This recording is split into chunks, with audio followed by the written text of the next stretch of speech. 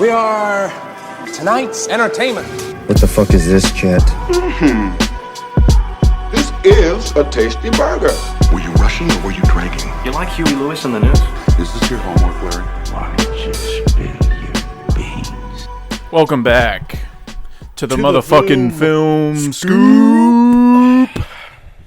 We're back. We went on a bit of a hiatus. Like we never left. We missed some time. Sucked me, you know? We're all missing time, you know? Yeah. Time is just an illusion. Time's a flat circle. And there's just been a lot of shit going on. Yeah. Not going to get into it. Not going to bore you with the details. A lot of shit's been going on. All right? And we're just going to leave it at that. The one key thing that's been going on is this fucking rug in your room now, dude. I did purchase a rug. I'm enjoying myself. Quick game. Guess how much that rug cost me? Unless I already told you. No, you didn't. Yeah. Okay, go ahead. $25. Nope. Down. Down? $10. Fuck you. What? Who makes that big of a jump? No, I don't buy rugs, dude. Yeah, it was $10. Oh, it doesn't. my Now it doesn't God. sound awesome. No, because I guessed aced it it. instantly. I got it. Yeah, $10. that's the problem. It should have been like 25, and then I'm like down. Then you're like, oh, like 20, and then I'm like, no, down, and then you're like 15, and then eventually you get to 10, and then it's like, wow, that's so cheap. But when you instantly jump to 10, it makes me look like an idiot. No, I went all the way down 15, which is another showing of how cheap it was. I don't like what you did to me. That's all I'm saying. That's all I'm saying here. So we've missed some time, so I just wanted to pump out a quick episode, get back on the board. So we didn't prepare our normal shit, like our trivia and games and, you know, all the scoop shenanigans you're used to. Yeah. Just wanted to turn on the mic, fucking freestyle. And I just know figure what you're out, thinking, too. Just fucking I-Chang, man. Shit happens. We Yeah. got to roll with it. I know what you're thinking, too. Like, oh, with this amount of time off, we've probably got a monster watch list or watcherino. No. I've got like 4 things. Yeah. Yeah. It's been kind of like a slow period for movies, and, well, not really, but like the movies that have been coming out that were supposed to be good were like disappointing, so like I don't have a ton to say about them. Yeah. We're just going to talk about what we've been watching, talk just fucking goofs and gags, just guys being dudes. This episode might be 25 minutes for all I know. I don't know. We'll just see what happens. But I wanted to get on the board, and, you know, hopefully we can get back on a regular routine. But I figured since we missed so much time, I need to try to make it up to the Scoopers. So I figured I would do some impressions Okay. to try to make it up. Do you have some hidden stuff? I've got some impressions ready. Oh my god. My first impression is my Ving Rhames Luther impression. Okay. All right, you ready for this? Ethan. How was that? That was really good, dude. Okay. I do one. I can try and do him. Same old Ethan. Yeah, Pretty close. I like mine better, but yeah, Yours was better, but I mean, just to have just. But done yeah, that but for just a like second. off the dome, like that's Yeah. not too bad. My next one is Christopher Walken as the Headless Horseman. Ooh. Where's my head? His head is gone. He's a horseman. Well, it's not third person. He I know. is the Headless Horseman, so it would be I. Yeah. He's talking about himself. Why would he say he if he's talking about himself? He's talking about himself in third person. All right. Dude, what don't you understand about I give up. I'm not going down that rabbit hole. You're a dumb bastard. And that's all this Dude, is. if you don't get my high Oh, that's level what it art, is. That's what it is, yeah. I'm a delinquent. Yeah. If That's I was what it sitting is. across from like Picasso, you know, or you know, some of the greats, you know, they'd understand. Yeah, that just goes to show how stupid you are, that your chance to bring up a smart person, and you brought up a painter. You brought up an not artist. intelligence. I'm talking about artistes that would respect my art of what I just did. Yeah. Yeah, I'm sure they'd get it. Yeah, Yeah, I'm sure fucking Pablo Picasso would understand that. he would. He'd probably do a piece about it, maybe. No, he'd never I talk might- to you because he'd find out that you drink milk and you shit your pants, and that would be it. Dude, that's all he did with his free time. Yeah, Yeah. I don't know about that. I would be his muse. Yeah, Yeah. he would have never been famous if you were his muse. We wouldn't be talking about him right now. Anyway, His life would have went a lot. Let's just say poorly. It would. It would have not gone well. what else you got? I've got Jordan Peterson telling the Starbucks employee that they got his order wrong. This is gonna be good. No, I asked for a cold foam. I paid $1.20 for a cold foam, and look at my cup. There's no cold foam on it, and I won't have this. These woke moralists, they gotta pay for this. Do you know what would make that better? What? Is if you just started crying, like halfway through. I can't cry as Jordan Peterson. You think I'm Marlon Brando? I'm just saying, you gotta train your body to just start crying, because he'll just start crying randomly. Yeah, but that's a layered impression that I'm not capable of. We'll work One on step at a time. All right. I've got Action Bronson giving you directions out of his neighborhood. You're gonna take 2 lefts and then a right.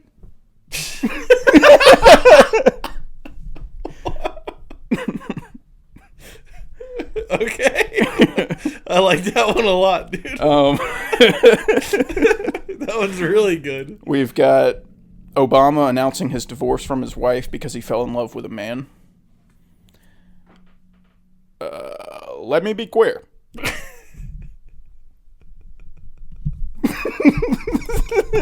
Damn it.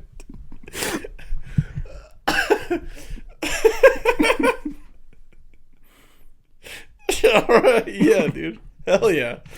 All right, we've got Chief Bach after a car pulls out in front of him when he's driving. That fucking asshole! Dude, you got him down. I didn't even like that one. That one wasn't very good. No, dude, you talk just like, No. yeah. You get no idea what you're talking about. I got you on assaulting an officer. I've got you on pulling out in front of me. Reckless driving. You're gonna pay for this. All right. Obi-Wan Kenobi at a gay bar being approached by police looking for 2 homosexual suspects. We're not the gays you're looking for. That one's really. That one's really. I was watching a movie just now Yeah. featuring Obi-Wan Kenobi. Okay. Daniel Larson ordering food at Wendy's. I want the number 12. That's The 12. last one. Tom Cruise after someone steals his leaf collection. Yo, homie. Is that my leaf case? What is this? What is this thing that you're doing? I don't know. I was just trying to make it up to the scoopers. I'm doing all I can My here. leaf case. I'm doing all I can here. All right. That was awesome. Thanks. That was incredible. Anytime we have done a disservice to the scoopers, that will be my form of repayment to them. Yeah, that was incredible. Okay. I read a book during this hiatus that, if we're being honest here, kind of gave me the old sucky. Oh my god. The old in out. You're reading the old smut books. You could say that. You could say that. It's called Recursion. That's an awesome name. Yeah, it's a science fiction thriller, and if we're being honest here, it blew my pants off. Really? I'm not gonna sugarcoat it. All right. Don't beat around the bush. It was a really good book, if you know what I mean. Yeah. It was a real piece of literature. Yeah. I recommend Recursion to everybody. I read it in 2 days. Oh my god, how long is it? It's like 400 pages. Good grief, son. That book is incredible. I'm not sure how to, like, if I should give a synopsis of it, because it sort of... no, I can probably talk about it. But it's, it follows a detective in New York that is investigating a case of this disease that's going around called false memory syndrome. And people are having false memories of lives that they never lived. And it's driving people crazy to the point where they're like committing suicide. And this guy's rustling some papers, you know, picking things up, putting them down, seeing, just gathering the clues. Putting his ear to the streets. Yeah, he's got his ear to the streets, and he's trying to figure out what's going on here. And not going to spoil anything, but in terms of like a comparison for like movies, like if you like this movie, you like this book, it reminded me a lot of Tenet and Minority Report. Well, I can tell you right now, the synopsis you've given sounds incredible. Yeah. It sounds like one of the coolest things I've ever heard. Yeah, I've never read a book faster in my life. Like, I could not put it down. I was like, this is fucking ridiculous. So, everybody go read it. Come back to me. Say, wow, Cash, you're so awesome and smart and great and handsome. I can't believe you gave me that recommendation for such an incredible book. And I'm going to say, you know, that's what I do. That's just one of the small things I do for people on the earth. Or they might be mad at you. They might be an angry mob coming at you with pitchforks. And they're like, why'd you get me to read a book so good? Because now every other book's going to be not as good. It took our cum. And then I'm going to say, that's just the way the cookie crumble, man. You know? You fell right into my trap. Yeah. I don't know what to tell you. Go read Recursion. It's fucking immaculate. And now I'm reading A Little Life. That's a sad one. Yeah. Which has been recommended by a lot of people, including my buddy Evan and my sister. Really likes it. And it's really long, but I'm on page like 160, and it's been amazing so far. And I'm really enjoying it. Hasn't really gotten sad yet, because there's still in like, you know, the build up, like learning about all the characters, but it's been really good. So I'll probably finish that within like a week, even though it's pretty long, because I'm just fucking plowing. Yeah. I'm just giving it a jolly good dicking right now. Just double fisting that thing, dude. Yeah, I can't lie about it. A new Superman teaser came out. Not teaser, trailer. I don't know if you've seen this. I haven't. So we are going to do a live reaction from my buddy Carl. Because I'm currently working on a YouTube video about the Superman trailer and a lot of the idiots that have problems with it, a.k.a. the Snyder cult. I still cannot... Like, I get that everyone... Like, there's something for everyone. Everyone likes different stuff, but... The Snyder guys are, like, actual psychopaths. Yeah, You're actually crazy. Yeah, they're interesting folk. We'll just leave it there. But I'm going to pause this every, like, 15 seconds to try to not get, like, copyright striked. But pause every 15 seconds to give, like, some thoughts on what you just watched. Okay. Sorry if this is, like, not the most appealing thing to listen to. Well, this is a scoop first. But, This is the first time we've ever done a live reaction on the scoop, right? I think so. So yeah, this is one small step for man. Yeah, this is going to be in the history books. Yeah. One day. So if it's not good, we're learning. Yeah. But Superman is like one of the main things we talk about on this channel, so I feel like it's important to talk about the new trailer because it's got some pretty awesome shit in it. Let me turn this up a little bit. Give Papa what he needs. Superman.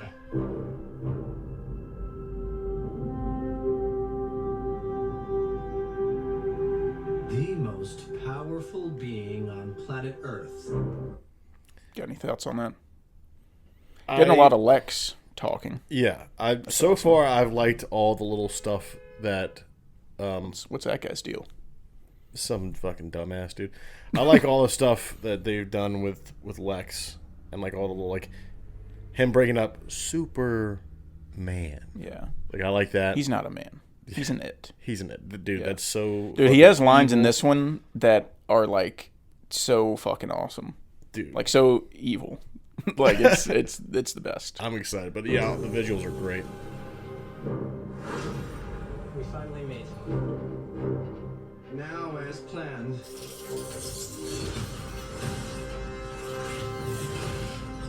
I'll destroy you.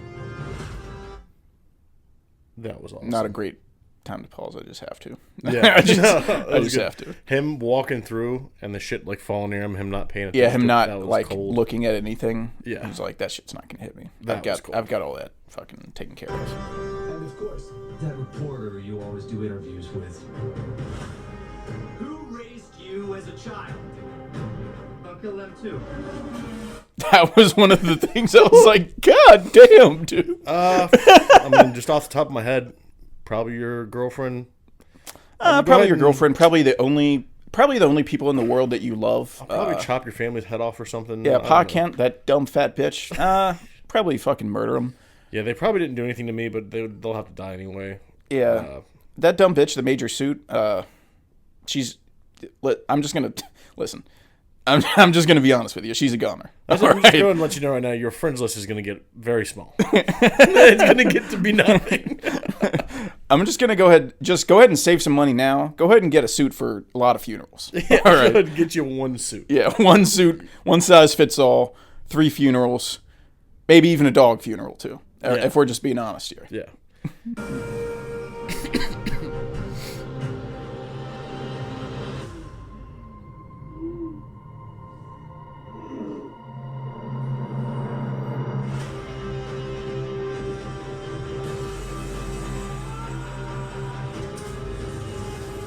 Look at that shit.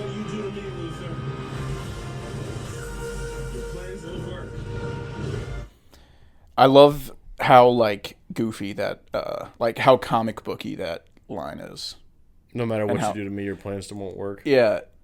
It's like the way he's saying it and the line itself. I'm gonna rewind it. No matter what you do to me, Luther.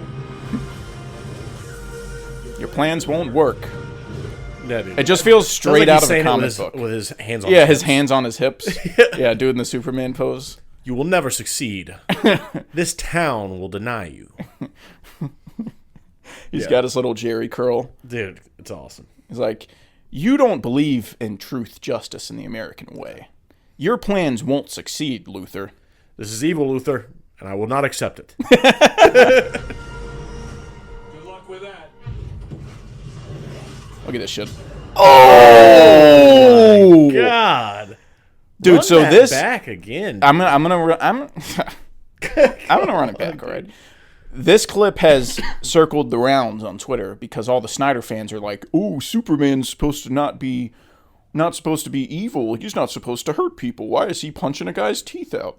I'm like, okay, so people got upset because he snapped Zod's neck in Man of Steel. Yeah. That's where this whole thing's derived from, and that's its own conversation if he should have done that. But snapping a person's neck and ending their life and knocking some teeth out. Guys at bars every night knock someone's teeth out. Yeah, that's like there's a big difference. Nobody ever said Superman won't hurt bad people. Like he's gonna punch the shit out of you. He's gonna beat your ass. Yeah. There's a difference between giving someone a black eye cold-blooded murder and knocking some teeth out. Yeah.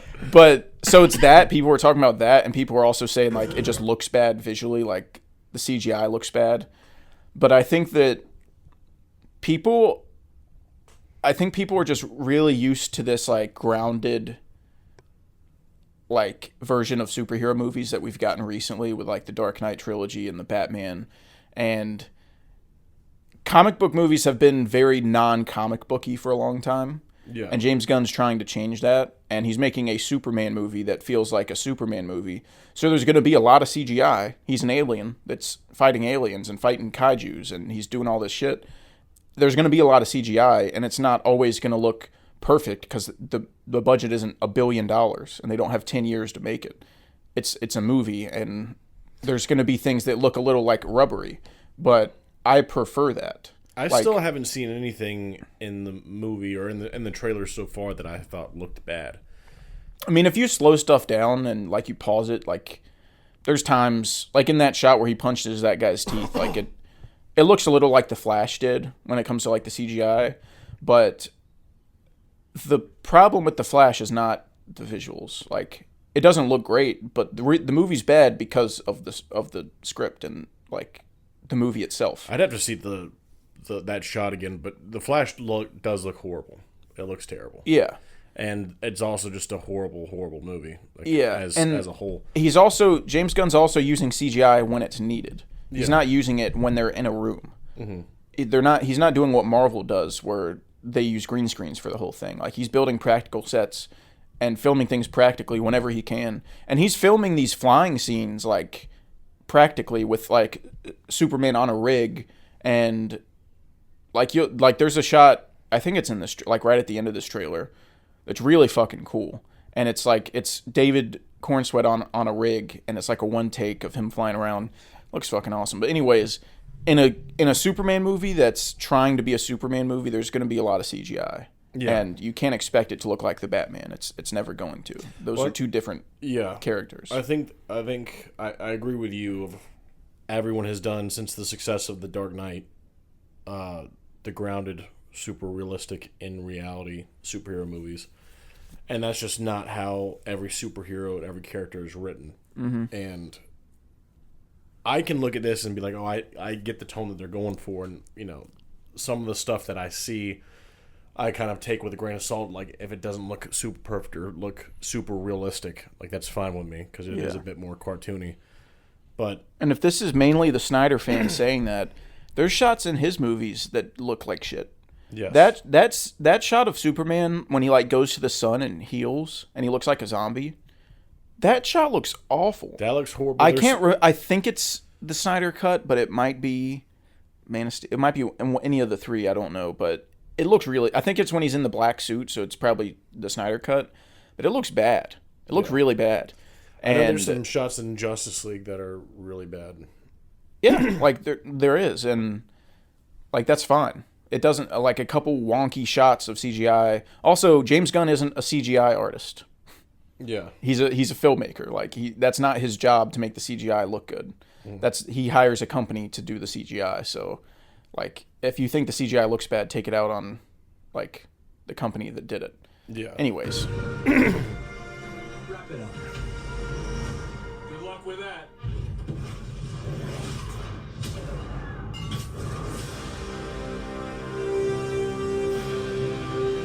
Make her move, big deal.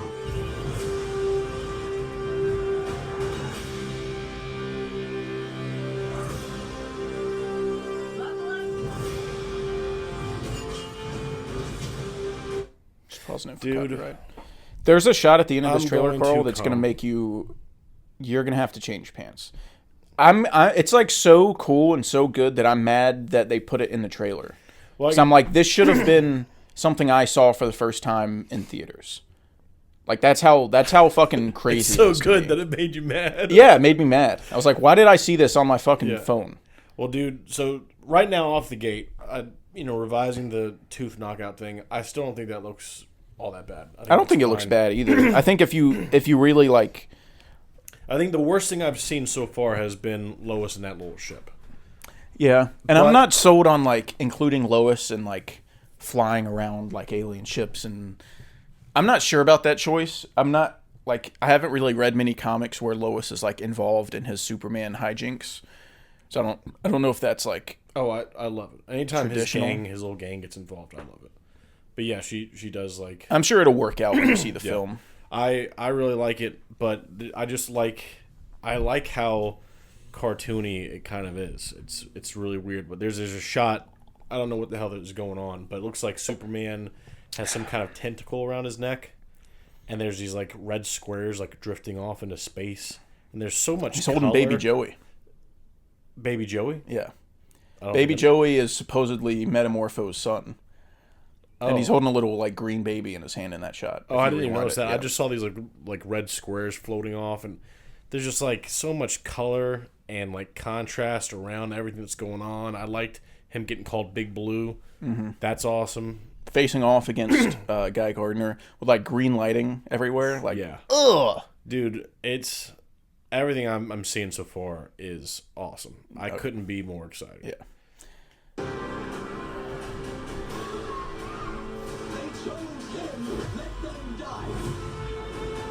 That was another one of my favorite lines. That's crazy. Fucking gold, dude. That's crazy. They chose him, let them die. Like, that's so Lex Luthor. He doesn't care about anything. He's like, y'all had your chance. Like, yeah. I drew the line in the sand and you went to that side. It's not my fault. Yeah. That's crazy. Hey! Quit messing around! I'm not messing around. I'm doing important stuff.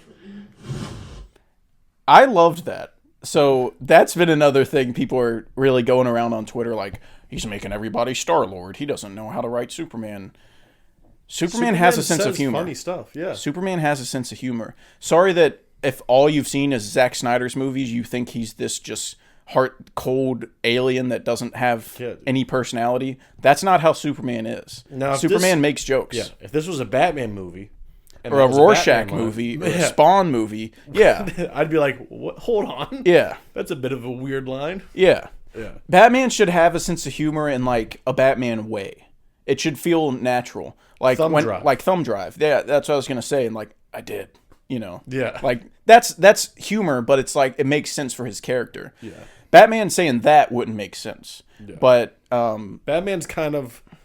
Batman's very cold and like sarcastic. Yeah, that's the most he'll get like out of humor is just him being like somewhat sarcastic. Yeah, Superman is a goofball, and like Batman's sense of humor is that he doesn't have a sense of humor, so people will like make jokes and he like doesn't get it. Yeah, and he's like he thinks too practically and like they do the same thing with Drax. Yeah, like Drax doesn't like they're like he doesn't understand metaphors. They go over his head and he's like nothing goes over my head.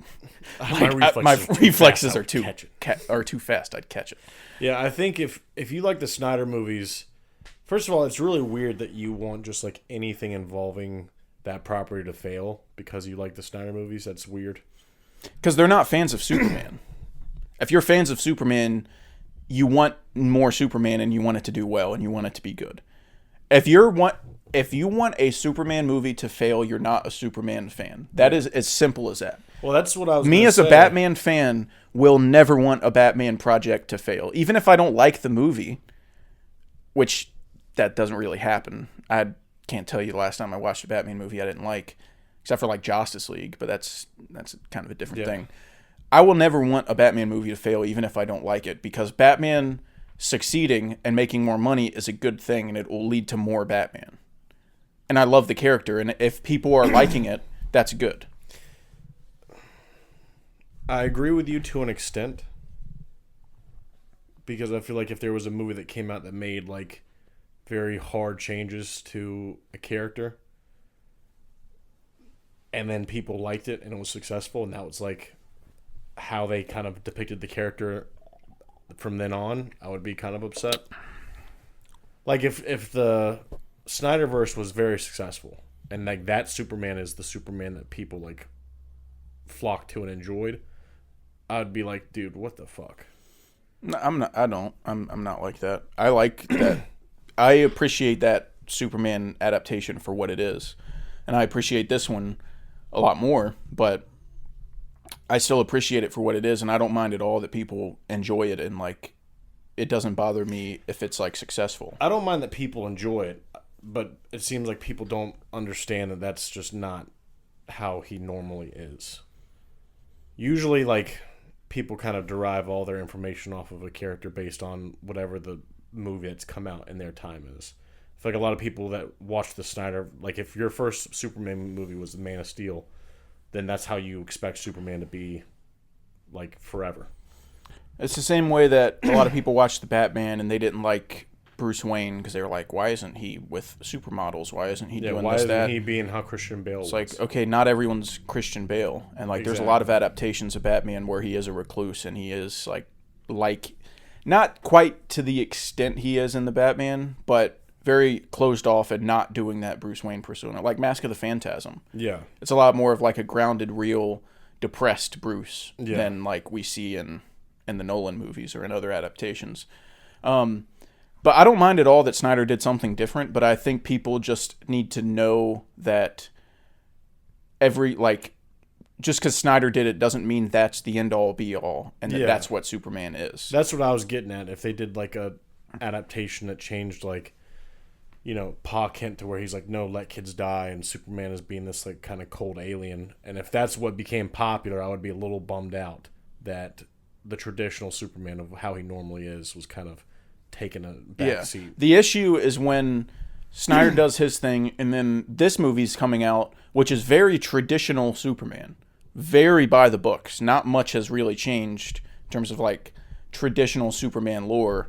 And then people are like, "Oh, this is wrong because it's not like Snyder." Yeah. No, Snyder was the one that did something weird. Yeah. This is normal. Yeah, This is what it's supposed to be. Yeah. Okay, so, but this shot right here is the shot I'm talking about. That I was mad it was in the trailer because it's so fucking cool. Oh my God. That I wish I would have seen it for the first time in theaters. I'm gonna be hard.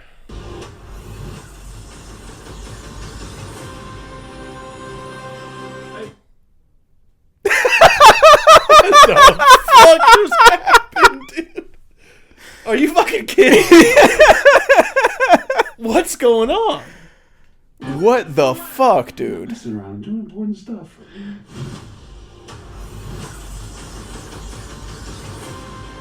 Holy I'm cow. so fucking mad that that's in the trailer. I should have seen that in the movie theater in IMAX on opening night for the first time. Dude. And my jaw would be on the fucking floor like it is when I first saw this. But God, I what get the what you're fuck, saying. dude? That is insane. Well, that's something else that's kind of pissed me off about previous Superman adaptations. And, you know, I know people always say that he's overpowered, but they never really utilize his other abilities aside from, like, flight and strength. Flight, yeah. They They don't never use do his, like, anything ice else. breath. They Yeah. don't use his laser vision. Even in, like, Justice League, like, he just flies up and punches people. They don't really use his X-ray vision much. No one ever uses his other stuff, and anytime he does, I get, like, super excited. Yeah. Any little bit that I get. And I think it was Superman Returns where, like, he's flying through Metropolis and a building, like, crumbles, like falls to the side, and the windows break out and a bunch of glass is about to hit people, and he lasers the glass and, like, turns it to sand. I was like, that's so fucking cool, dude. That's really fucking awesome. That's as awesome as it gets. But I know we're like reacting and not really explaining what happened, but the shot I'm talking about that I'm glazing the shit out of is the shot of Superman spinning around using his laser vision like a fucking tornado. Yeah, like a Gatling on gun. these like, I guess we don't really know. I think they're like Lex's troops. I figured they would be like drones since he's using laser vision, but they're like, it looks like suited up guys. Yeah, I don't know exactly who they are, but I'm sure in the film it'll make sense, like that they're not just like humans that are gonna be sawed in half, or maybe he's like using his laser vision to like a certain degree where he knows like he can this will just kind of control- like Cyclops like beam them away, Yeah. and not necessarily like saw them in half. Yeah. I don't know, but that shot's fucking crazy, dude. yeah. Like that's so fucking cool. Hey, Mike. Eyes up here.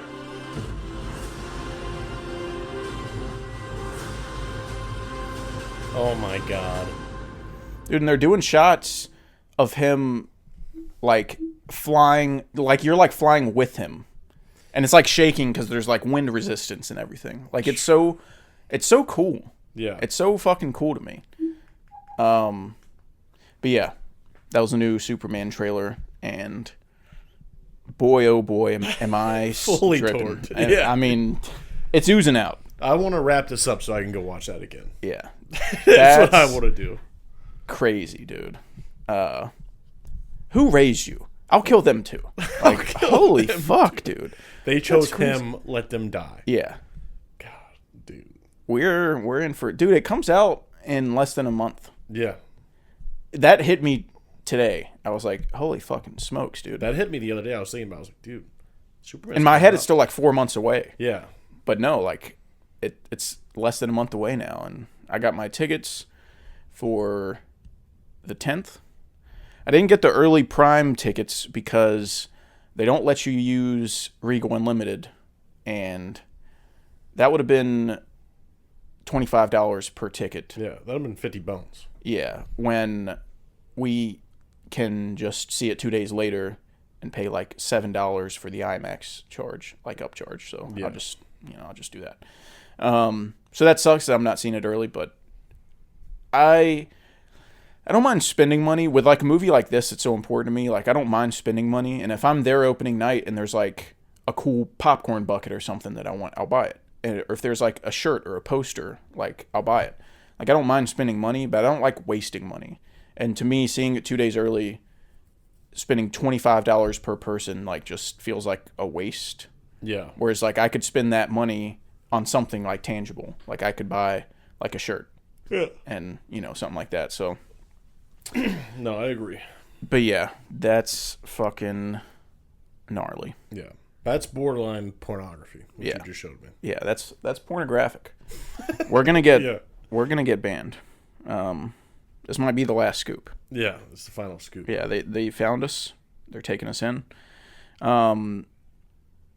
But I guess I'll pull up my watch list. I've been watching a lot of Game of Thrones, so my watch list isn't that intense.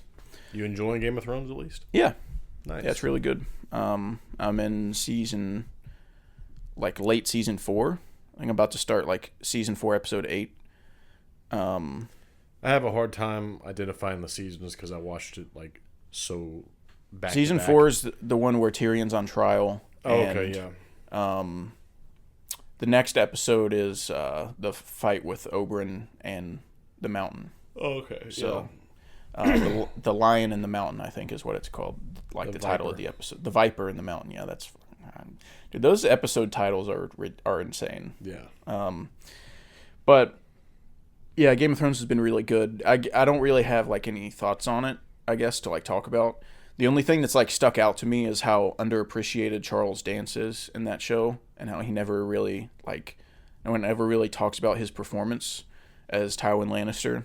But every time he's on screen, I'm like glued to him, and he has like such command over every other actor, and everything else is kind of like the way I already felt. Like, I love Tyrion, and I love the Hound and Jaime, and nothing's really like changed that much other than like still good, like it's still fucking awesome. Yeah. So there's some storylines that like aren't as fun for me when it cuts to Bran and his little group of friends, or it cuts to Stannis and Melisandre. I don't like, that's the more boring sections. And also, maybe I'm like alone, but I also don't love when it cuts to Daenerys and her story, which is odd because it's like one of the bigger elements of the show. But I just love like the King's Landing, like Jaime, Tyrion, Cersei, and then like the Winterfell like stuff, or like the Wall with like Jon. Like, that's where I'm like, okay, we're in. Like, this is. And right now, Arya's off with the Hound on like their little like road trip. Yeah. That's really fun. But when it cuts to like those other storylines, it's like less interesting, but it's still good. Yeah. No, I remember for sure the Stannis stuff not really interesting me until what's her name? Melisandre. Until she did the weird like birthing ritual. Isn't that like really late? I don't remember, but I thought they were gonna like summon some kind of deal. Like, I thought she was gonna do some dark magic and have something happen, but nothing really happened. Stannis is kind of that the stuff happens that you've seen, and then it kind of ends, and then The brand stuff. We all know what goes on with the brand stuff. It's dumb as hell. Yeah. Daenerys, though, I do agree with you that some of it, like, it's got some pretty high highs. Like It has its moments. Yeah, like when she's getting the Unsullied army. That scene's awesome. That's pretty awesome. But then there's like a sequence where they're just like on their ship, and I forget the guy's name, the Onion Knight. That's like Sir Davos. Yeah, Davos, who wants to just suck a fart out of her butt so bad. Yeah, I mean, can you blame him? But yeah, he's just basically a man. just like her fucking bitch boy, and they go do something. I don't remember, but it's like it was like a nothing thing. There's like some really boring parts to Daenerys' journey. For sure. It just feels a little like stagnant. I don't know. Maybe I just don't resonate with Daenerys very much as a character. I don't think it picks back up after the Unsullied until Grey Worm's like character is established and he starts doing stuff.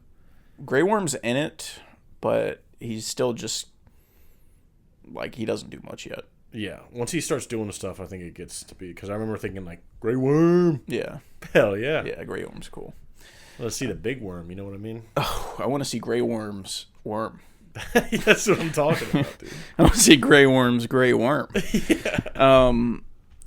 I think the last thing I talked about was Mission Impossible 2? Yeah, I think it was Mission Impossible 2. I watched Mission Impossible 3, didn't like it. Don't like any of those first 3 Mission Impossibles. And we tried to like rewatch these before Final Reckoning, and I kind of came to the realization I don't think I love these movies as much as I thought I did, even like the good ones. Because in my head it was the first 3 were bad, but then after that it gets good. But we watched Ghost Protocol, and I was like, I'm kind of bored. I don't think I'm like as into this as I thought I was. Because I don't really love the characters and like the stories in Mission Impossible. It obviously has its standout moments. Like in Ghost Protocol, it has the Burj Khalifa scene, which is great. But other than that, I was like, I kind of want this to end. And I didn't even want to like watch Rogue Nation. I know Fallout's gonna bang if I rewatch it. I've always loved Fallout, like as by far the best Mission Impossible. But Ghost Protocol, I gave a 3.5. So it's still good, but yeah, it's good, I had it in my head that it was like a lot better than that. But we watched Final Destination Bloodlines, and that was actually pretty solid.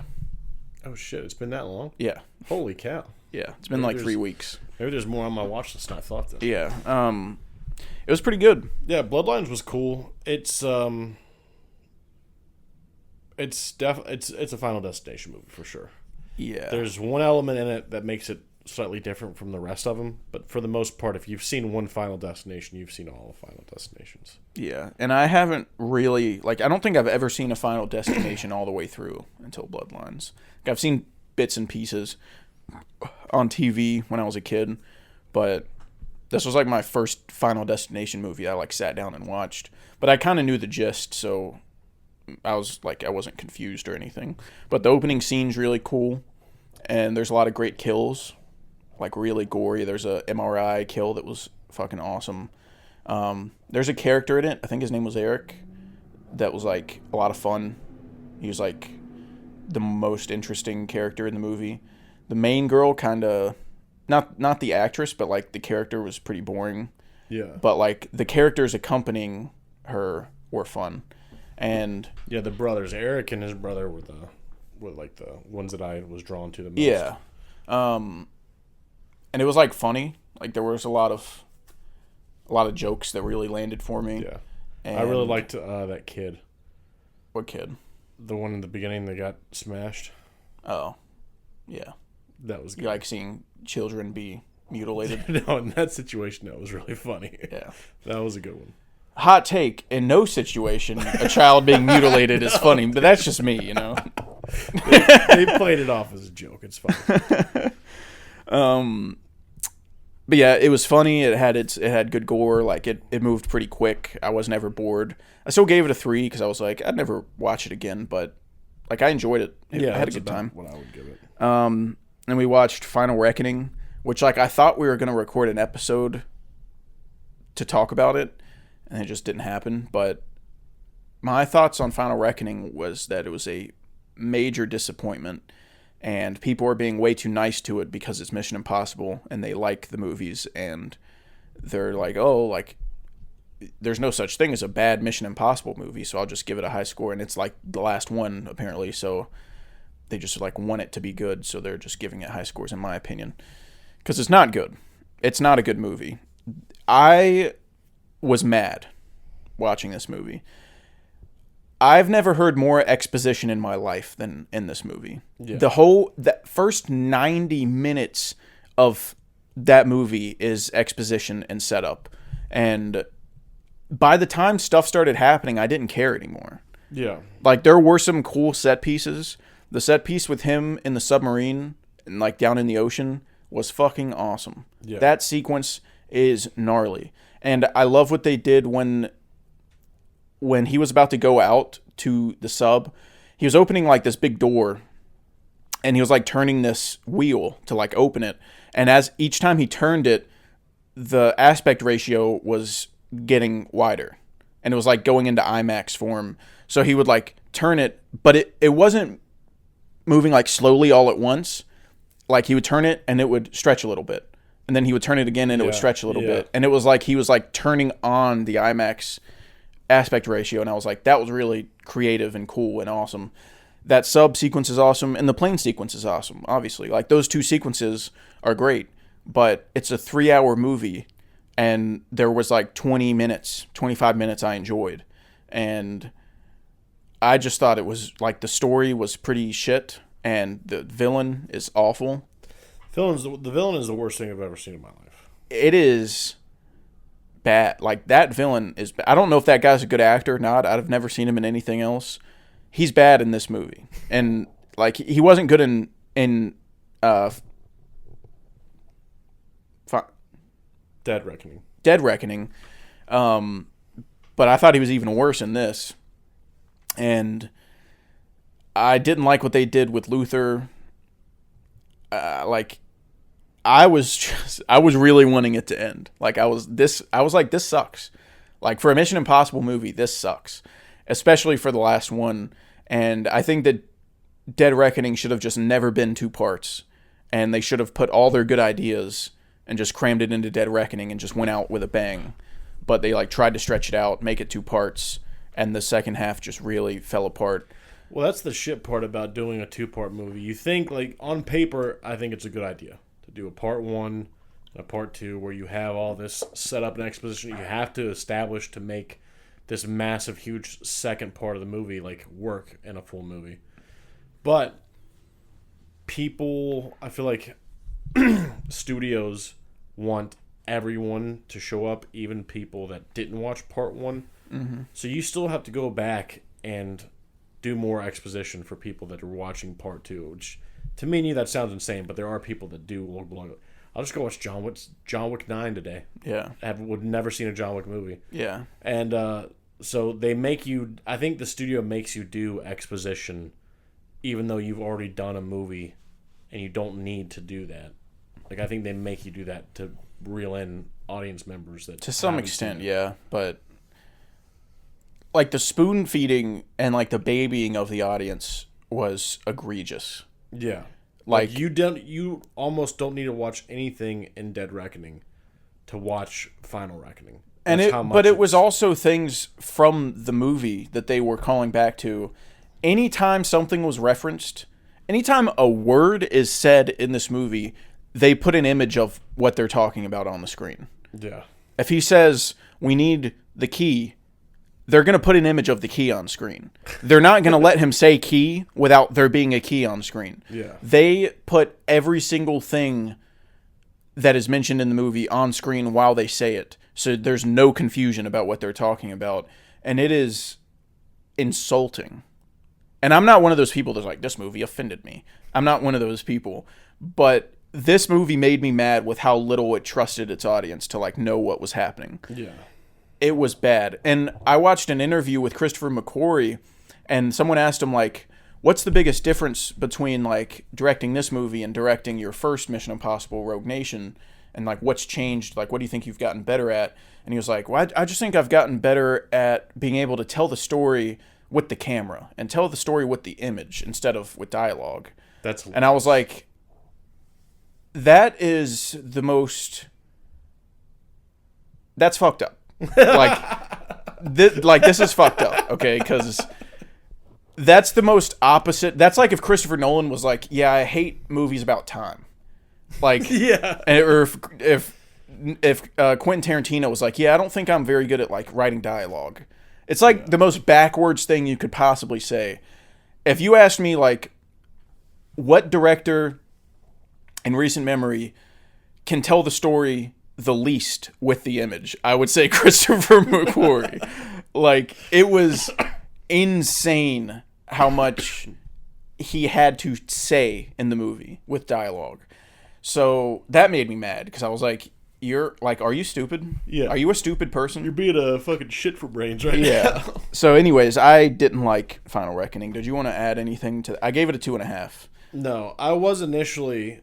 I wrote out the highs of Final Reckoning more than I did the lows. And I initially had it like a higher review because I was like, this plane sequence is insane. And then the plane sequence ends and you're like, what the fuck just happened? Yeah. I'm not going to give any spoilers, but I was like, what the hell just happened, dude? And then the submarine sequence is like layered in with this cabin sequence that I really liked. But yeah, I would never watch it again unless I was just watching those sequences and be like, oh, Tom Cruise did that. Yeah. It's easily the worst of 4 and on. Yeah.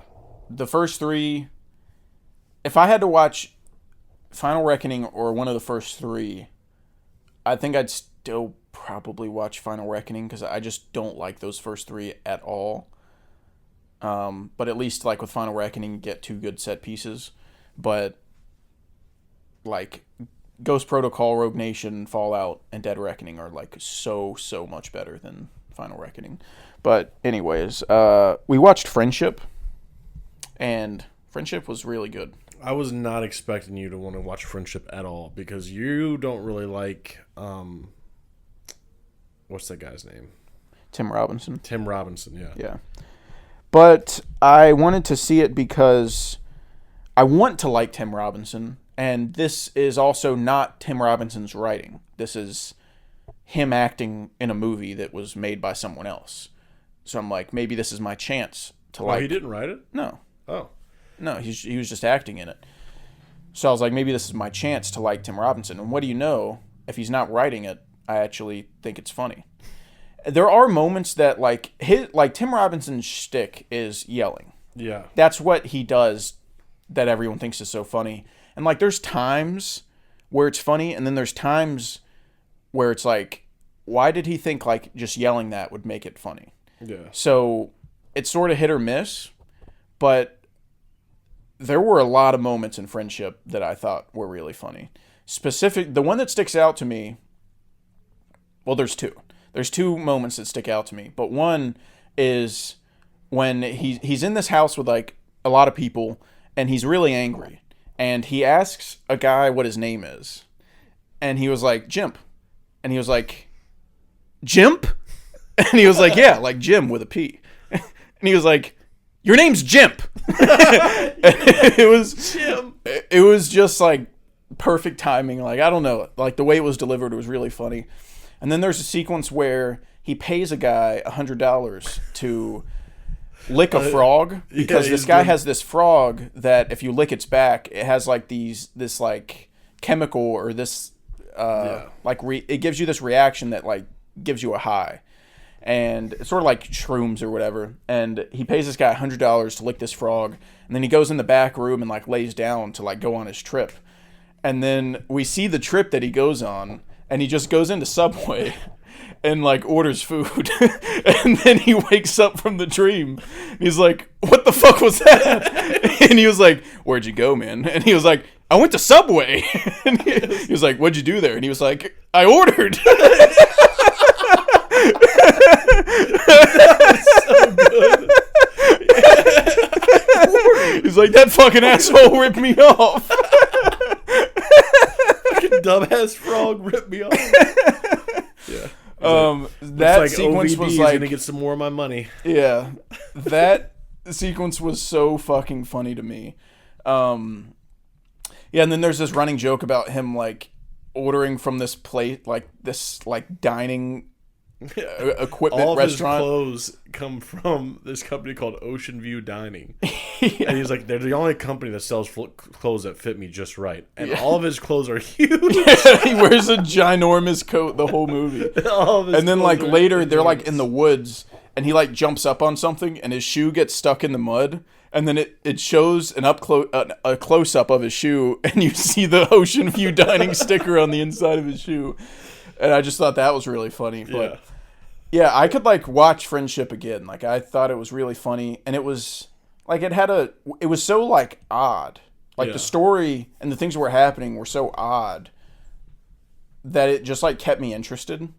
But yeah, I thought it was really funny. And I kind of want to watch it again to see like how well it holds up.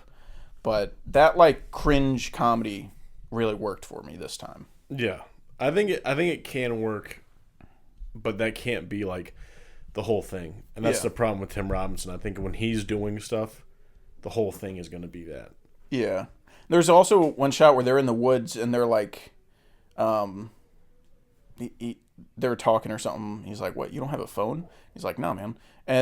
And they're just like having this casual conversation, and then it zooms out really like out of nowhere. It zooms out, and he's like realizing that he's sinking in like quicksand, and he just starts screaming. Like it's like the timing of it and like the editing of it that made it really funny because it was like in the middle of a really normal conversation, and then he's just oh my god, oh my god.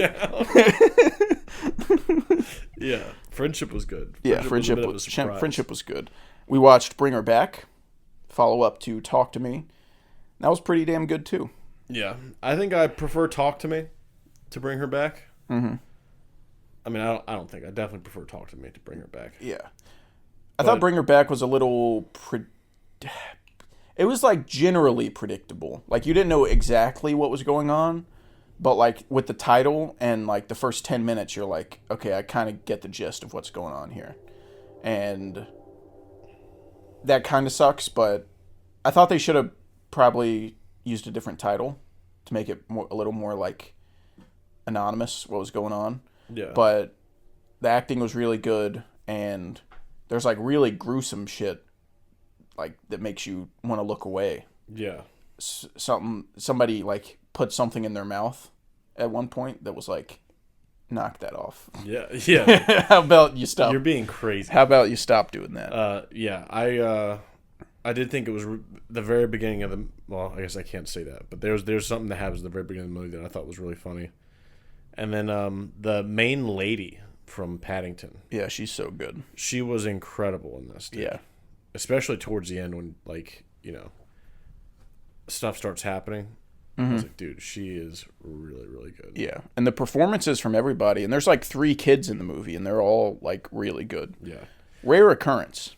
I just thought it was nuts because I'd always seen that lady like being a sweetheart. She's always wholesome. She's always in like Paddington or Wonka. Yeah, she's always like just some sweet lady, and then you watch that and you're like, holy cow. Yeah, you're like, good grief. Yeah, get away from me. Cool it.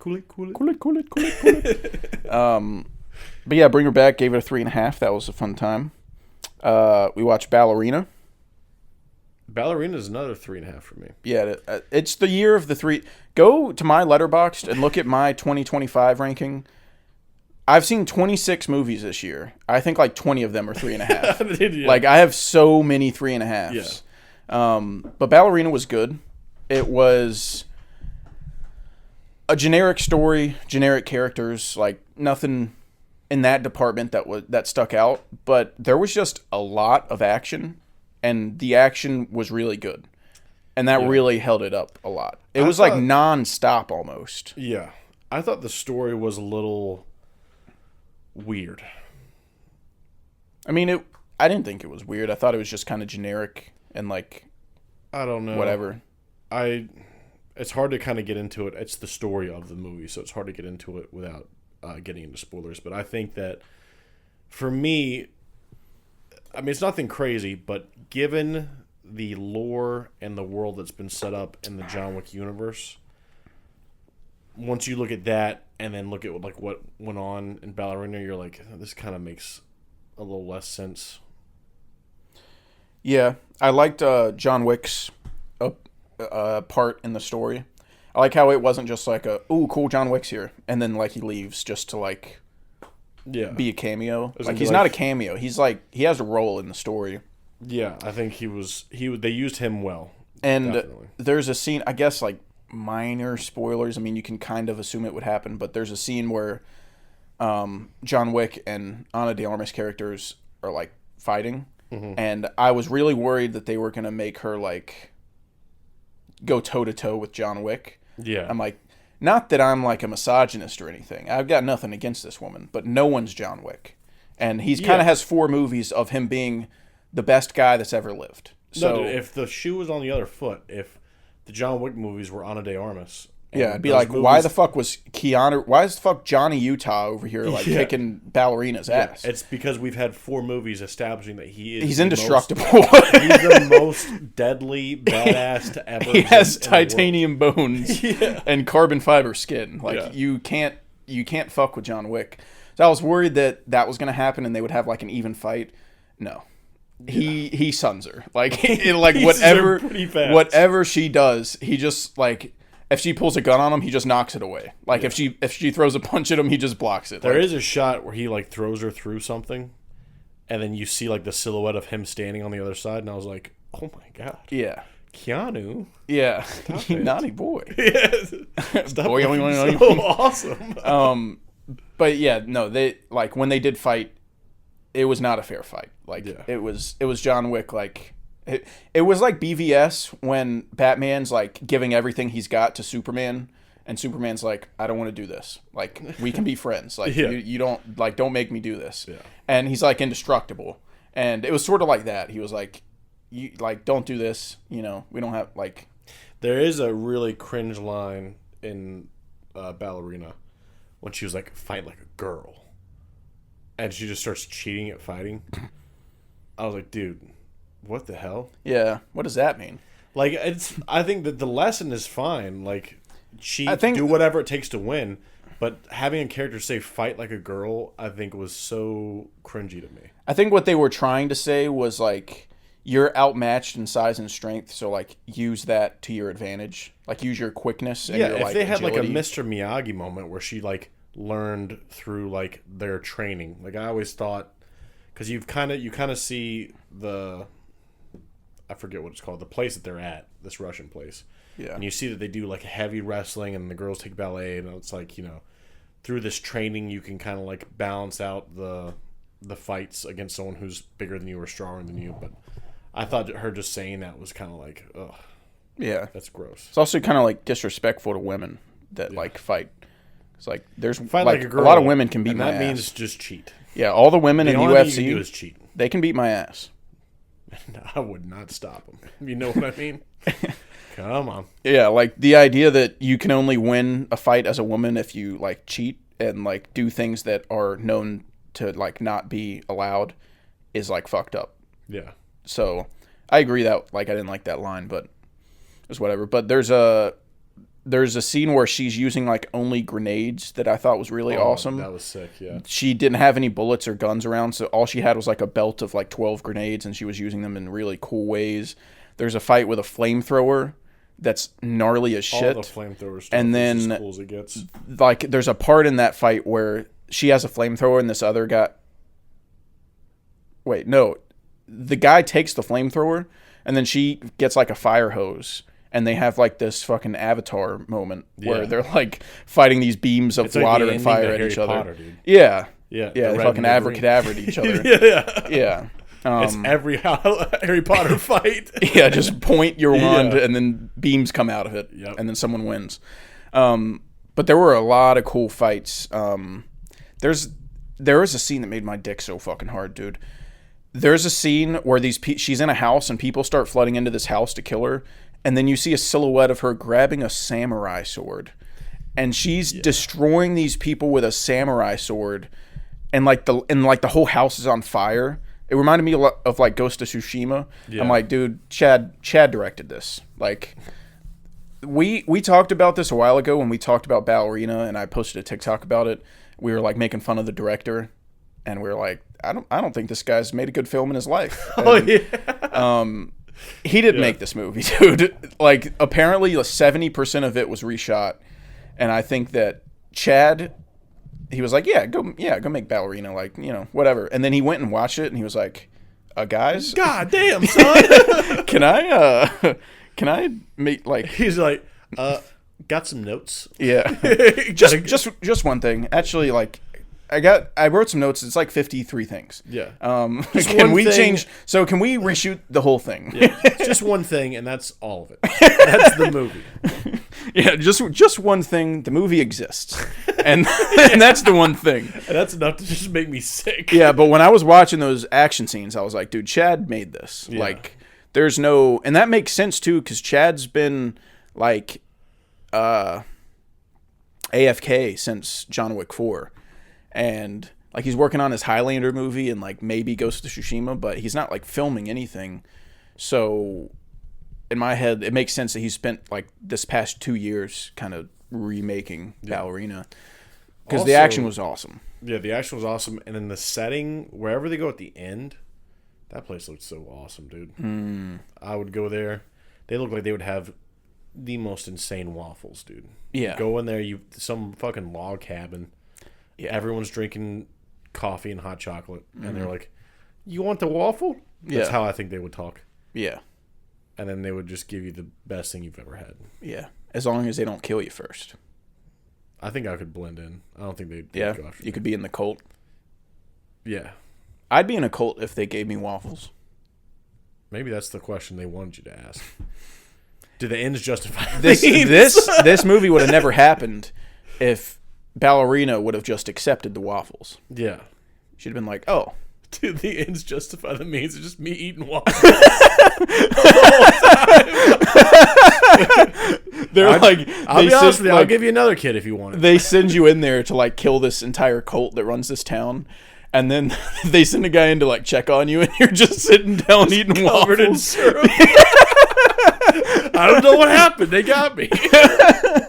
There's something in the water here. You're wearing an Ernie's waffle shirt. They're like, dude, what the fuck? And you're like, guys, I can't do it. You got to find someone else. You've been here 2 months. Why haven't you responded? I'm still working on them. They're slippery devils, guys. Here. My profession is nuanced. Okay, it's very fucking complicated. Okay, you walk in here, you see me eating waffles. You think I'm not doing my job? Okay, you don't know what you're talking about. You think just because my blood type is salted butter now that I'm not doing my job? You think because I smell like maple syrup that I'm not doing my job? And that's not true. Okay, this is called. You know what this is called? This is called research. Okay. Just because I haven't left this diner in 2 weeks doesn't mean I haven't done anything. Just because this is my 17th waffle today doesn't mean I'm not on the clock. Okay. Yeah, Ballerina was good. Len Wiseman did not make it. That's your conspiracy theory. That's my conspiracy theory. I watched How to Train Your Dragon 1. Very overrated. The animated one? Yeah. Okay. Very overrated. Good music. Fine movie with great music. Yeah. That's it. And I gave it a 3.5, which was like kind of generous, to be honest. I like it. It was probably more like a 3 for me. And I got comments that were like, "This is crazy. Like it should be a 5." I'm like, dude, do you think this is fucking like Toy Story? Do you think like, why do people think this movie's so good? I've seen the first How to Train Your Dragon 6 times. I don't think I'm over exaggerating. I know it's been over 4, and I still like it the same amount. It's like a 3-star for me. Yeah, I've been trying to fucking read between the lines. If I watch it again, it'll click with me. Like I'll see it like other people do. Dude, I must have fallen asleep. Yeah, through like half the movie because what I saw was just okay. Yeah, and No, it's just an all right. You know one thing I've never heard anyone complain about except me. I fucking hate Jay Baruchel. I despise hearing that guy's voice. Now, maybe in other movies it's okay. In this movie, I want to shoot myself in the head. It reminds me, have you ever seen just a clip or a trailer of the Pauly Shore Pinocchio movie? Yeah, I have. Father, that movie reminds me of this. I want to be a real boy, father. Yeah, I despise hearing Jay Baruchel talk in this movie. And that's part of the reason I think I'm going to like the live action one better, because I like that kid. He was the kid from The Black Phone, I think, and I like him. And he's not Jay Baruchel, so I think Jay Baruchel is like my Michael Cera. Like, I can't stand hearing that guy talk. I definitely don't like his voice. I didn't know if it was because he's like Canadian that I didn't like his voice, but I've only ever seen him in he does How to Train a Dragon, and he was in This Is the End. I don't think I've seen him in anything else. I don't think I've seen him in anything else either. So, and he's fine. He's like the least funny guy in This Is the End, aside from Michael Cera himself. Yeah, but even then, like, I think Michael Cera was funnier than him in This Is the End. Oh, I'm sure. But yeah, How to Train a Dragon. He definitely. I don't like his voice. I don't think I hate him. He's so whiny, and he sounds like such a fucking doofus.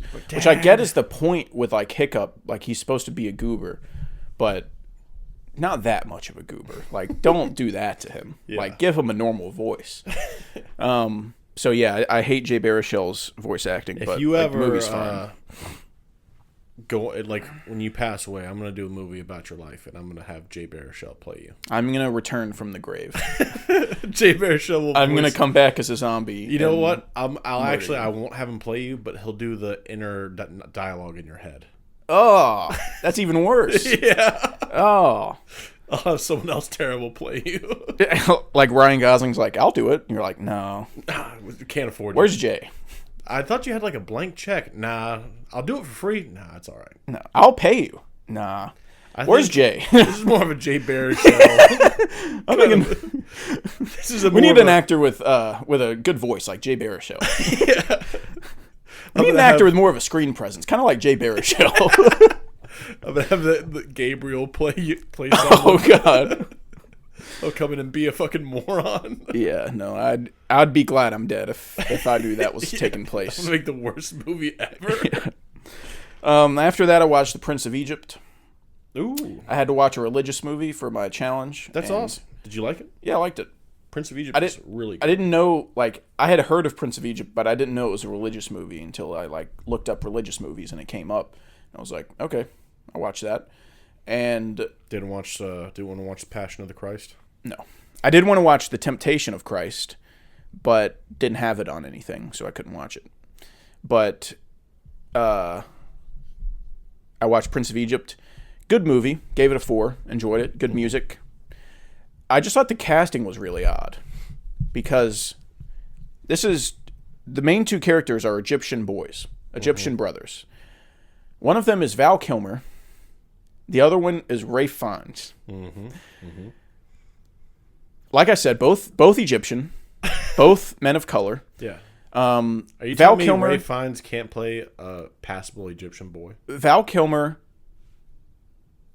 obviously is a white man, but that's not even my problem. I don't care. I'm not one of those, well, this character's Jewish, so it should be played by a Jewish person. It's whatever. You're good for the role or you're not. My problem is, this is two Egyptian brothers. One of them's Val Kilmer, that speaks with an American accent. The other one is Ralph Fiennes, that speaks with a British accent. Yeah. Who's on first here? What are we doing? What kind of operation are we running here? Who was in the casting department that said, we need 2 Egyptian brothers? Let's get 2 white guys, 1 American, 1 British, and have them not do accents. Yeah. Whose idea was this? A genius. That was the guy that casted Jay Baruchel. That's the same person. What are we doing here? Yeah. And it sucks because I love Val Kilmer and I love Ralph Fiennes, but the whole movie I was like, why did this happen? Yeah, how are they grow up in different fucking Yeah, districts? They grew up together. That's crazy. Val Kilmer's character got there when he was a baby. They grew up together, and they have different accents. And one of them's British, and they both live in Egypt, and they're both brown. This doesn't make sense. Yeah. Why do they talk differently? Anyways, movie's good. Moving on. I watched Sherlock Jr. Had to watch a silent movie, so I picked a short one. I have not ever even heard of Sherlock Jr. It's Buster Keaton. Gave it 3 stars. Crazy stunt work. Insane stuff happening in that movie. Like, I don't know how Buster Keaton lived past one movie with what he was doing, but it's still just like dated to me. Like, I can't be like, well, at the time this was revolutionary and wow. You think Now it's not good. Like, we exist now, and I'm not going to come home from a hard day's work and put on a Buster Keaton movie to unwind. That's not what I'm going to do. Well, you're not going to name your kid Buster and have him not be tough as nails, dude. Yeah. The second your name's Buster, you're allowed into the salty spittoon. Yeah, that is true. Yeah. But yeah, it was fine. Then we watched John Wick 2. Awesome shit. Really good stuff. Not the worst. I was about to say the worst John Wick. It's not the worst. 3's the worst. But I was going to say even the worst John Wick still a 4.5 for me. Like, this is... The fact that people put Mission Impossible and John Wick in the same conversation is a disrespect to Chad Stahelski, and I won't stand for it. Yeah. I will not stand for it. I agree. If all of the Mission Impossibles were like Fallout, different conversation. But guess what? They're not all like Fallout. There's one Fallout. A lot of them are not like Fallout. Yeah. There's one Fallout, and John Wick 4 clears Fallout, and John Wick and John Wick 2 clear every other Mission Impossible. Yeah. So it's not even close. And also, there's only 4 John Wicks, not including Ballerina. And there's like fucking 8. Like, there's double the amount of movies. I think I would put John Wick 3 over everything but Fallout. I would probably agree. I'd have to rewatch 3 again, though. I haven't seen 3 in quite John some time. Wick's just a cooler world with cooler characters. Yeah. And better action. yeah. It's different action. Yeah, it's like they're combat. not pulling off like stunts as much as Mission Impossible. Like, there's no when you watch Mission Impossible, it's like, whoa, that was dangerous. Like, climbing the Burj Khalifa is dangerous. Jumping from plane to plane is dangerous. Holding on to the side of a plane while it's taking off is dangerous. But John Wick doesn't do stuff like that. They just have...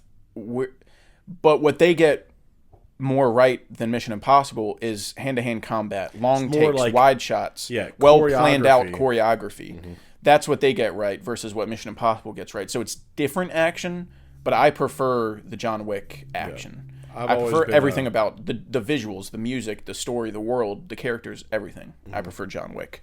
So that's the fucking news. I watched Materialists. Ooh, how was that? It was fine. That sounded like it was going to be terrible. I didn't watch a trailer or read a synopsis because it was Celine Song's follow-up to Past Lives, and I was like, that's enough. I'll just go see that. And it was fine. People seemed to like it a lot more than I did.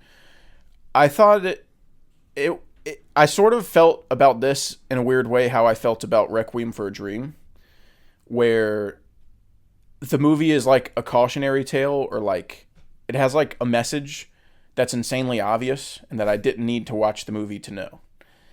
Where like I watched Requiem for a Dream and the whole movie is over and it says drugs bad. Don't do drugs.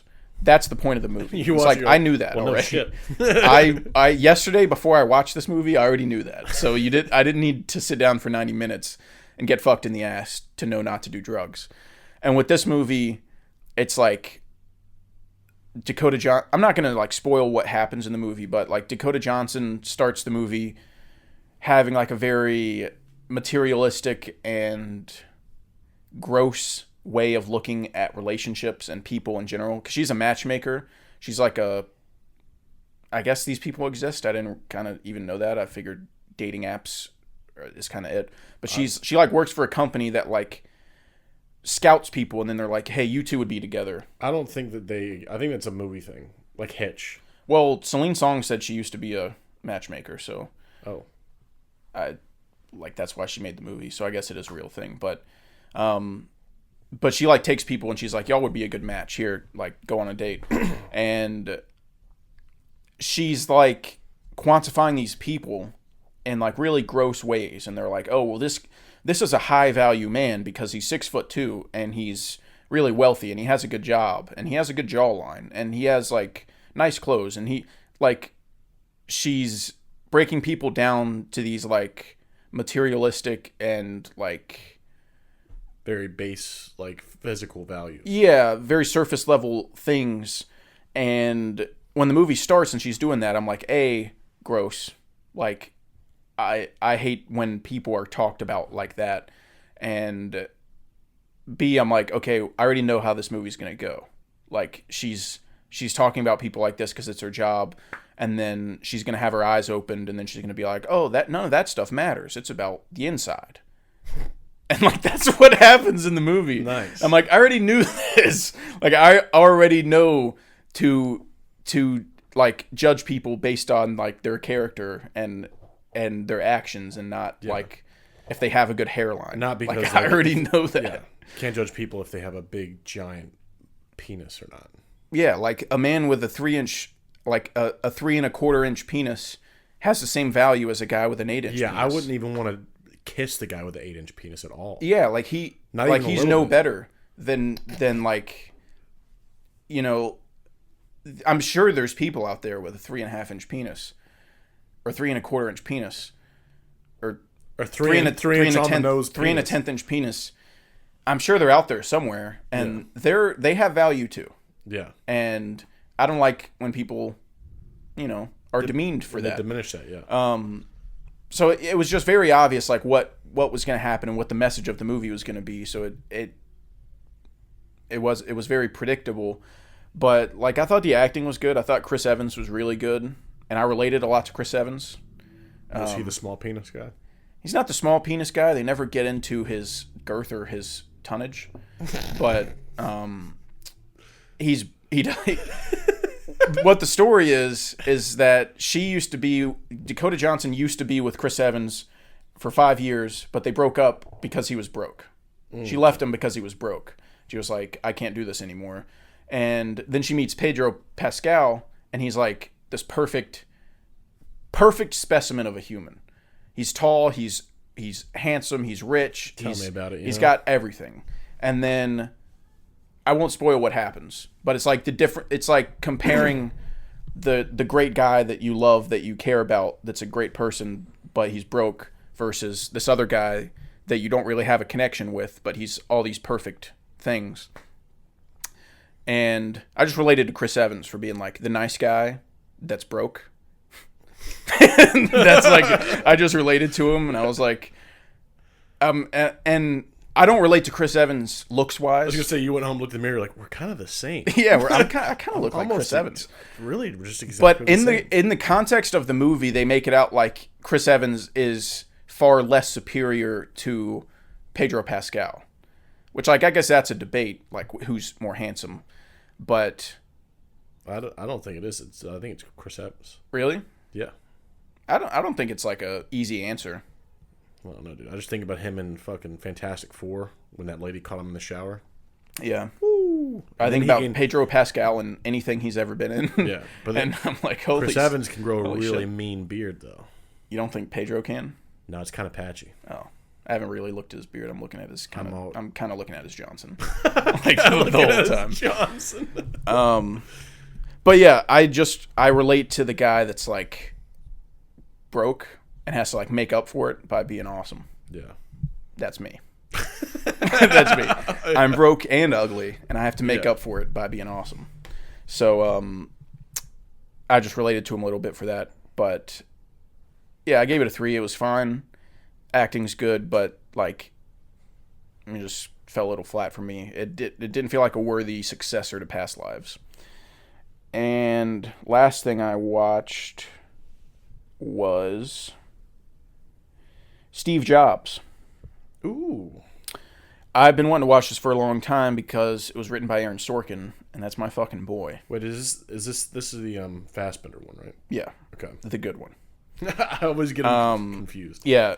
This was written by Aaron Sorkin, so I really wanted to watch it. talk about getting slopped. My penis was slopped. Oh my god. Yeah. My my Letterboxd review was, she sork my Steve until I job.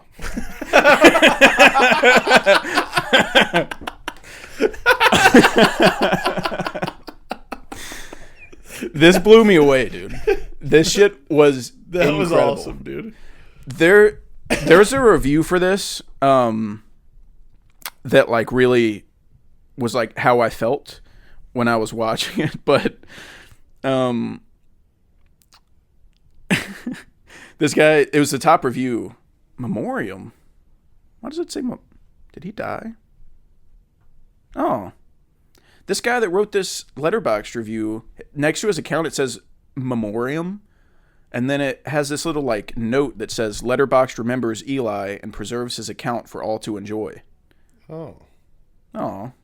Rest in peace, Eli. I don't. That's sad. That's really sad. Now it threw off my whole mojo. I was getting excited about You Steve had me geared up Jobs. for a good time. I was getting sorked, and now I'm sad. But anyways, rest in peace, Eli. He wrote a great review, but he said, my train of thought throughout this movie, wow, that was a great line. Wow, that was a great line. And it's that for like 20 lines. It's like every 30 seconds, there's just like a bar that's dropped. That's crazy. And it's what Aaron Sorkin does. Like, everyone knows that. But what's so crazy about Aaron Sorkin is he writes about shit I could not care less about. I do not care about the creation of Facebook. Could not give two shits about that. I don't care about Steve Jobs and the creation of the MacBook. I don't care. I do not want to watch a movie about that. But I want to watch Aaron Sorkin movies because he writes about things that are like not interesting to me and makes them like feel like the world's ending. Yeah. And obviously Michael Fassbender is like insanely good in the movie to the point where you don't even really like see him anymore. You're just seeing Steve Jobs. And Seth Rogen's really good in it too. He plays Wozniak. Yeah, Wozniak, yeah. And he's amazing. And Jeff Daniels is in it, and he has like a insanely good scene. Like it has such a good cast, and like there's so many quotes that I can't even like remember so many of them, but it like moves so quick that you can't even like process how great the last line was because there's a new one dropping immediately. Yeah. But everyone's got to watch Steve Jobs, dude. Like I want to rewatch it like now. Dude, I'm gonna check it out. I have it on Blu-ray. It's right there. Ooh, It's right there. Look at that. I gotta add that to my watch I want list. you to watch it soon and tell me when you're watching it, and I'll rewatch it like right now. Okay. It's like 2 hours. It blows by, and it has like a crazy score. It has like this like synthy score, like this like Blade Runner score almost. Like it's crazy, but incredible screenplay, incredible performances, making me care about something I could not give two shits about. So that blew my socks off. So everyone go watch Steve Jobs. It's awesome. That's in my watch list. All right, I guess we'll dive into my watch list. Aside from the stuff that me and you watched together, I watched a movie called Dagon, and I was watching a YouTube video of a guy talking about it, and he said it was like a really good, one of his favorite like bad horror movies, and he definitely hit the nail on the head with bad because it's horrible. And I feel like they could have kind of hammed it up to be a lot funnier than it was, because the whole concept is that it's based on an H.P. Lovecraft book, and like, you know, these people, like, their ship wrecks off this coast of this weird place, and they slowly start to, I guess this is mild spoilers for Dagon, but they slowly find out that there's fish people inhabiting the island, and it couldn't be more obvious that there's fish people. He's talking to a guy with gills on his neck, and he's like, "What, do you guys not speak English or something?" And it's crazy. But you do see some boobs, Woo! which is pretty cool. Cock? No. Unfortunately. God damn it. Unfortunately. You do get to see a guy with a penis-style nose, which is really cool. Let's go. Yeah, that's pretty cool. But yeah, it's just a completely insane fucking weird movie with horrible effects. The worst effects you've ever seen. And that's kind of it for Dagon. I didn't like it as much as the gentleman that I saw who was glazing it liked it. Okay. After that, I watched Time Crimes. A lot of movies I've never heard of that's getting watched. Well, Time Crimes looked really cool. Tubi. This was You dumb fuck, dude. Get off that But shit. listen. The average score for Time Crimes is a 3.7 on Letterboxd. That's good. And the picture of it looks pretty cool. It looks kind of like... Is that the one with the Criterion? I think it does have a Criterion. So it's bad. I definitely didn't like it too much. It has a really cool concept. It's like... You know the scene in Harry Potter when they go back in time? Yeah. It's like a less cool version of that. Oh. But as a movie. What I do really like is that the main character is the dumbest guy in the world. That he makes the dumbest decisions possible. Let's go. There's nothing smart that he does. Is this a Coen Brothers movie? It's pretty damn close, dude. Like, he walks in, he's running from this guy, and he walks into this, like, room that's like a lab. And then he sees a door with a big radiation sticker on it. And he just walks in. And he goes, hello? And just keeps walking into the lab. And I was like, dude, what are you doing? And then he finds another guy, and he's like, hey, this dude's chasing me. And he was like, oh, hide in this machine. And he raises up this lid, and there's like a bathtub. And he's like, you mean get in there? And he's like, yeah, just get inside. He won't look for you in there. And he was like, well, okay. And he jumps in. He's like, all right, now you get in too. And he's like, yeah, I'll be right behind you. And he just closes the machine. I was like, dude, what did you think was going to happen? He was clearly tricking you. And dude, it's so wild. So wild. But I didn't like it that much. It was too dumb. Why do you...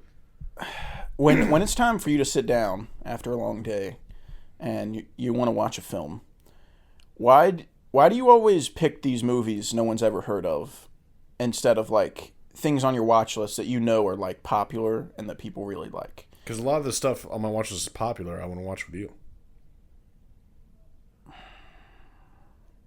Bet you didn't think about that, did you? That I'm just a good pal. No. Yeah. I didn't think about that because you watched Crank and Crank 2 High Voltage without me. So, Yeah. a good friend, a good pal, Do you know how many times... a good pal, Carl, Do a you good know pal how many wouldn't do times that. I have scrolled past Crank on my watch list and be like, I can't.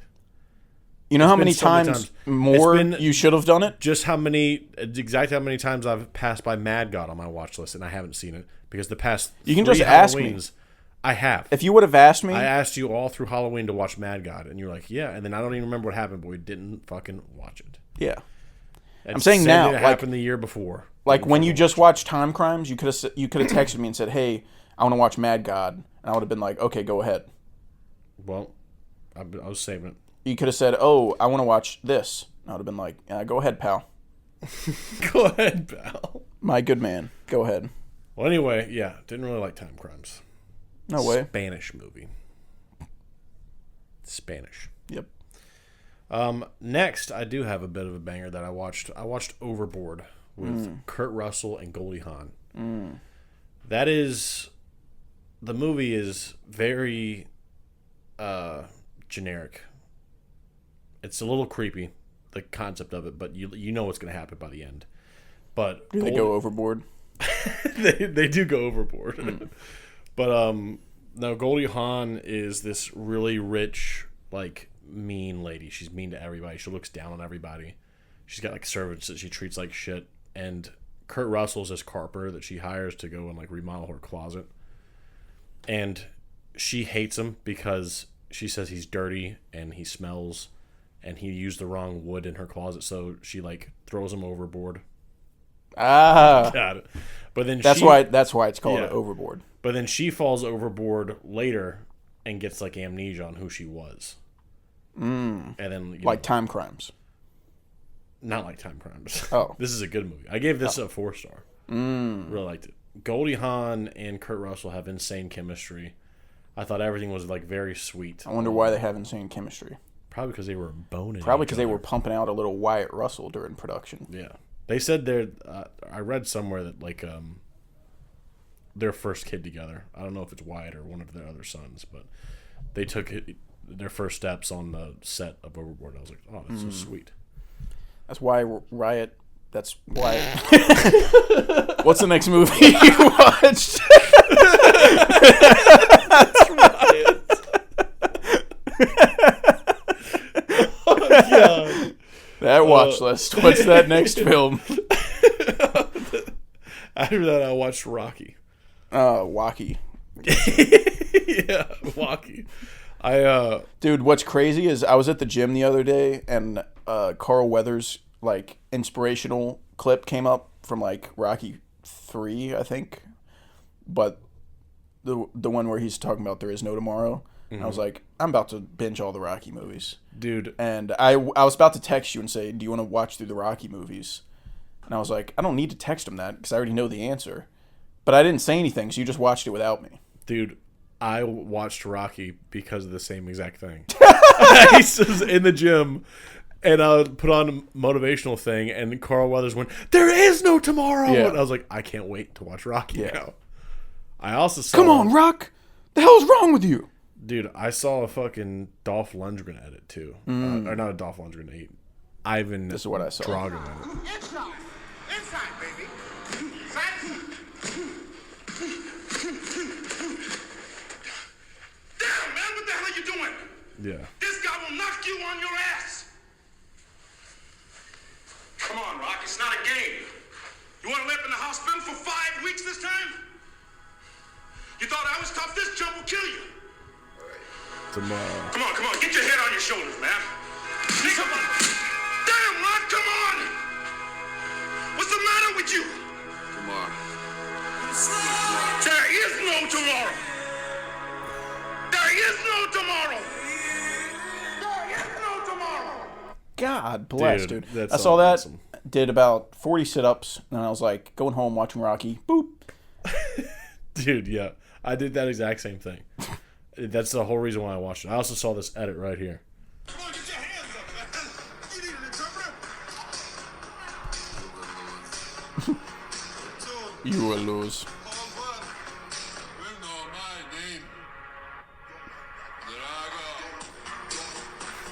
Dude, That's crazy. why is he so fucking hot, dude? Drago! Yeah, I was like, I have to watch Rocky. Also, I showed Carl a TikTok that I thought was really funny, and he didn't think it was funny. So I'm going to recreate it, and you guys, like, just in theory, just tell me if you think the joke is funny. It's not my joke. I'm stealing it from another person. Yeah. But it's this group of friends, and they're like, they're doing a dare where they each go up on stage, like on an open mic, and make a joke and see who can like make the most people laugh. And this like little kid goes up on stage, and he's just like standing there, like kind of like twirling the mic wire around, and he's like, "So when were the Storage Wars?"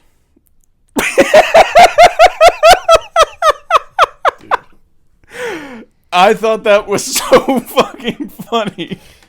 And Carl disappointed me and didn't think it was funny. No, dude, it's fine. Don't do that. Don't. Totally, I don't want your pity. It's fine, dude. It's a really well. I don't want your pity. Okay. You are a sad, strange little man. All right. It's crazy how hard you laughed at that after you said it. It's so fucking funny. So when were the Storage Wars? So when were the Storage Wars? Anyways, I thought that was funny. Was that your whole watch list? That was my whole watch list, dude. Okay. So we're out of things to talk about? Out of things to fucking discuss here? Unless you have any inside scoops.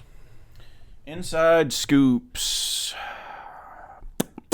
Because my inside scoop is that I got incredibly sunburned. Yeah. You That had was- blisters on your back. Yeah, my back is now just all like loose skin that it is flaking off slowly but surely. Yeah. Are you going to like put your skin that falls off in a jar and like send it to me? I thought about it. Hardy ate some. Oh. That fucking selfish bastard. I had plans for that skin. I was gonna Buffalo Bill that skin.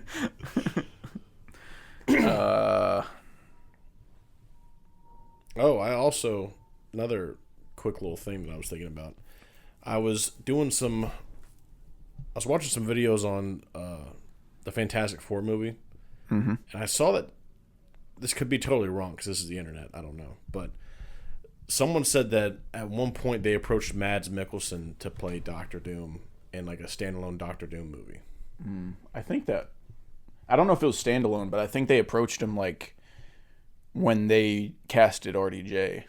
Oh, like really? for that incarnation. I don't know if there was ever a plan for a Doctor Doom movie unless it was like a while ago. I think they, from what I remember in this video, it was like older. But then they started talking about how there was a lot of like reshoots from Fantastic Four that had to happen, which is very troublesome.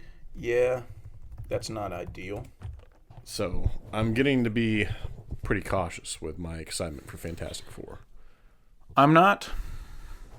I think it's still going to be like a 4.5 for me. But when I said, I think a while back, I was like, I think Superman will be better. But if Fantastic Four is better, it won't surprise me. Now it will surprise me. I don't know. Just like with more trailers, more things I've seen from Superman. It's going to be hard to top that. It'll be a shock to me if Superman's not a 5. If Fantastic Four is better in any way than Superman, I would be like, what? Yeah. I think the visuals could be better. Like that 60s aesthetic is just so fucking clean. That's my shit. That's my fucking shit. So visually I could see it being better maybe, but I think Superman's going to dog walk it in like every department. I don't know. All the color and stuff in the Superman trailers that I'm getting there. Also, I forgot to mention, I think when the first Superman trailer came out, it looked very blue, and everyone was talking about that. I think he changed that. Because in the new trailer, if you compare it, it looks like he kind of got rid of that blue color grade and like went a lot more natural, and like it's a lot more warm now. I don't think I noticed. I'd have to look again. Yeah, if you look at them side by side, you can tell, which I think it's a good thing. I thought the blue filter was fine. It didn't bother me, but I do think it looks better now. So yeah, I think what I just saw looks great. Yeah. Don't change it. Yeah. Just leave it. Yeah. You'll fill up the jar. Yeah. Don't worry about it. Yeah. But we actually ended up kind of having a normal length scoop. Your impression with no big release and no like trivia or games or anything. We still made it happen. That's just what we're just professionals. And that's what the fuck goes down here on the motherfucking Film Scoop. Do you have one more impression to leave the folks with? I can try to think of one. Maybe you can try one. I don't really have any in the chamber. I've got my really bad Nosferatu that I worked on for a little bit, and then I gave up on because my voice is not as insane as Skarsgård's. What could I do? You could do a Good Time impression. Everyone's heard that one already. Yeah. Yeah, it needs to be something no one's ever heard before. It's got to be fresh. Do an impression of McCready's sombrero. I don't know what that is. Oh, McCready's sombrero? Yeah. His hat? Giant hat, yeah. Do an impression of a hat, Yeah. is what you just asked me. Yeah. Okay. How was it? I mean, I would have done something. It's a fucking hat. I would have done something. I don't know what you expect me. Like this. I don't know what you... This is an audio podcast, Carl. I know. Here we go. Back to fucking Carl being Carl. Hey, we're just... I was going to do this. We're just fooling around. You know what I mean? I hate your guts. Just a couple of goofs. You just asked me to do an impression of a hat on the podcast. What kind? You know what kind of position you just put me in? You fucking sick bastard. We're just goofing, dude. I came in with 10 impressions, ready to go, doing my best, and then you asked me to do an impression of a hat. We're just having a good time around here, dude. I was having a good time, and then I was asked to do an impression of a hat. That's what was happening. All right, sounds like you don't have anything else to talk about. Fucking, let me think. Let me think here. Think of something. I'll do an impression of Mark Wahlberg coming home to see his house burn down. I think my house burned down to something. Was that good? Can we go now? I like that one, yeah. You see how it wasn't a fucking hat? You see how you asked me to do an impression of a human? All right, signing off. Next week, you've got to come up with an impression of a hat. That's what you have to do. I did my impression of a hat. No, you didn't make... You did nothing into the mic. I did this. Yeah, that was nothing into the mic. I did that directly into the mic. Our scoopers, our great loyal scoopers that have been waiting 3 weeks for an episode didn't hear an impression. They know what I did. No, they don't. The loyal fans know. To this second, they still don't know what you did. They know exactly what I did, dude. No. Anyways, hopefully we'll see you next week on the motherfucking Film Scoop.